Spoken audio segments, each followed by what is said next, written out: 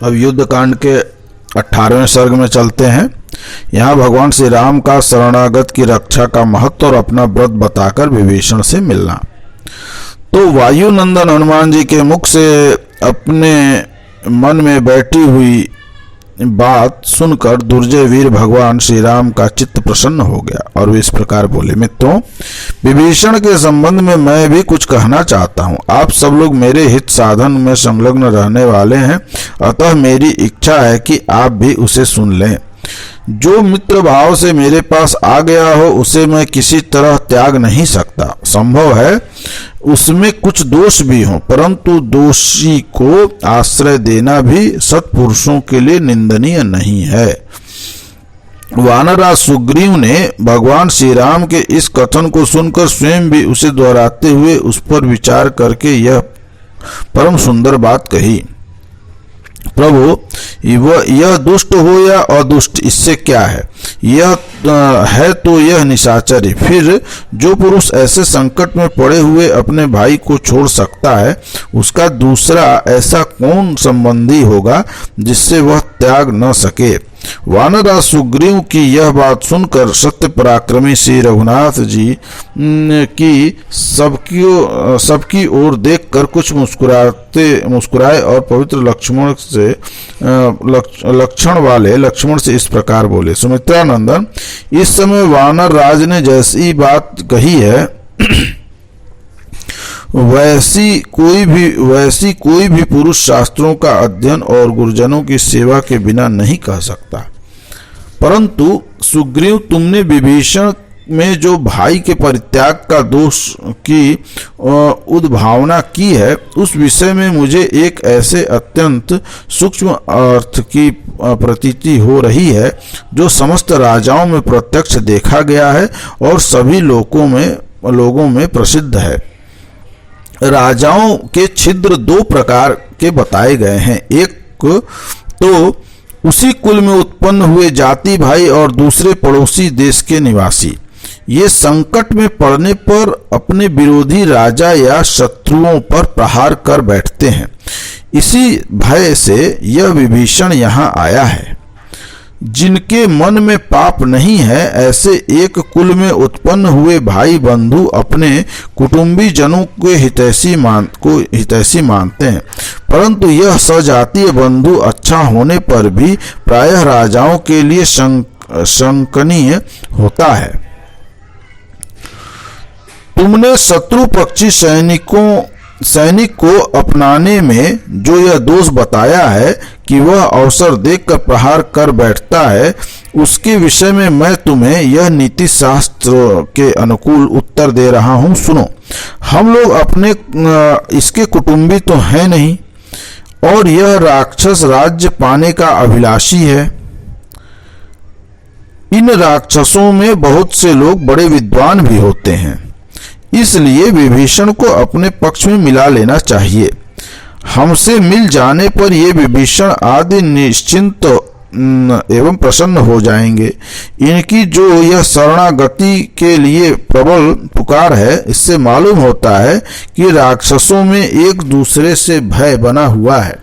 इसी कारण इनमें परस्पर फूट होगी और ये नष्ट हो जाएंगे। इसलिए भी विभीषण को ग्रहण कर लेना चाहिए। तात सुग्रीव, संसार में सब भाई भरत के समान नहीं होते, बाप के सब बेटे मेरे ही जैसे नहीं होते और सभी मित्र तुम्हारे ही समान नहीं हुआ करते हैं।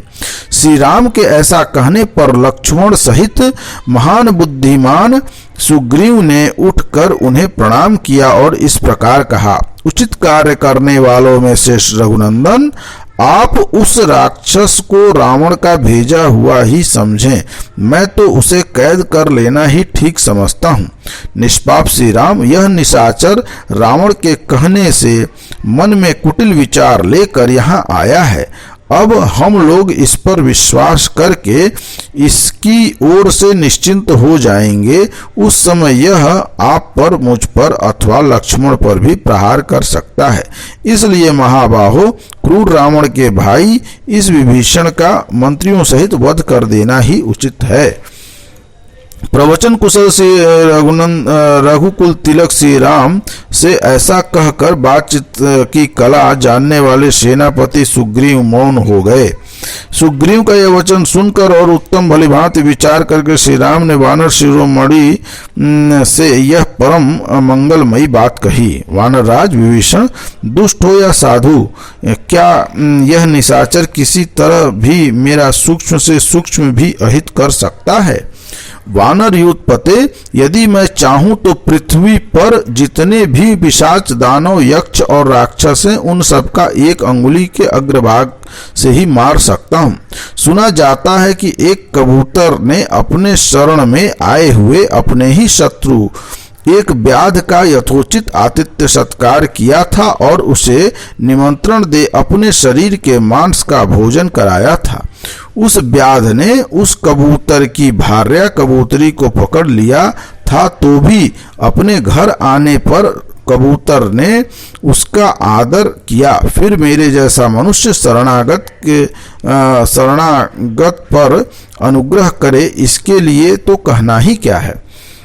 पूर्व काल में कण्व मुनि के पुत्र सत्यवादी महर्षि कंडू ने एक धर्म विषयक गाथा का गान किया था, उसे बताता हूँ, सुनो। परंतु यदि शत्रु भी शरण में आए और दीन भाव से हाथ जोड़कर दया की याचना करे तो उस पर प्रहार नहीं करना चाहिए। शत्रु दुखी हो या अभिमानी, यदि वह अपने विपक्षी की शरण में आए तो शुद्ध हृदय वाले श्रेष्ठ पुरुष को अपने प्राणों का मोह छोड़कर उसकी रक्षा करनी चाहिए। यदि वह भय, मोह अथवा किसी कामना से न्यायानुसार यथाशक्ति उसकी रक्षा नहीं करता तो उसके उस पाप कर्म की लोक में बड़ी निंदा होती है। यदि शरण में आया हुआ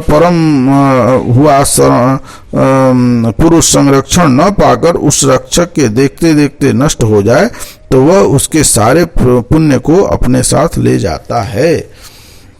इस प्रकार शरणागत की रक्षा न करने में महान दोष बताया गया है। शरणागत का त्याग स्वर्ग और सुयश की प्राप्ति मिटा देता है और मनुष्य के बल और वीर्य का नाश कर देता है। इसलिए मैं तो महर्षि कंडू के उस यथार्थ उत्तम वचन का ही पालन करूंगा, क्योंकि वह परिणाम में धर्म, यश और स्वर्ग की प्राप्ति कराने वाला है। जो एक बार भी शरण में आकर मैं तुम्हारा हूँ ऐसा कहकर मुझसे रक्षा की प्रार्थना करता है, उसे मैं समस्त प्राणियों से अभय कर देता हूँ। यह मेरा सदा के लिए व्रत है। अतः कभी श्रेष्ठ सुग्रीव, यह विभीषण हो या स्वयं रावण आ गया हो, तुम उसे ले आओ। मैंने उसे अभयदान दे दिया है।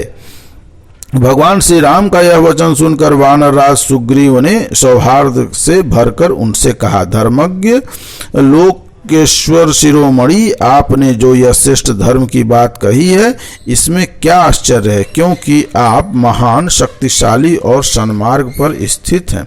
यह मेरी अंतरात्मा भी विभीषण को शुद्ध समझती है। हनुमान जी ने अनुमान और भाव से उनको भीतर बाहर सब ओर से भलीभांति परीक्षा कर ली है। अतः रघुनंदन, अब विभीषण शीघ्र ही यहाँ हमारे जैसे होकर रहें और हमारी मित्रता प्राप्त करें। तदंतर वानरराज सुग्रीव की कही हुई यह बात सुनकर राजा श्री राम शीघ्र आगे बढ़कर विभीषण से मिले, मानो देवराज इंद्र पक्षीराज गरुण से मिल रहे हों। तो इस प्रकार यह युद्ध कांड का 18वां सर्ग यहाँ समाप्त हुआ। बोलिए राजा रामचंद्र की जय।